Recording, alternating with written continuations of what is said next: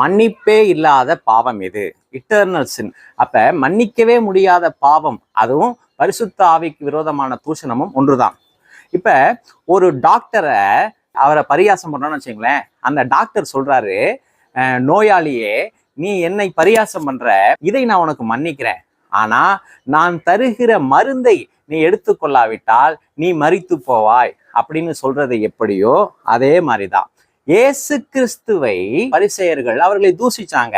உதாரணமாக அவரோடு கூட சிலுவையில் அறையப்பட்ட கள்ளனும் அவரை தூசித்தான், அப்படி எழுதப்பட்டிருக்கு. ஆனா அந்த தூஷணத்தை இயேசு கிறிஸ்துவானவர் மன்னித்தார்.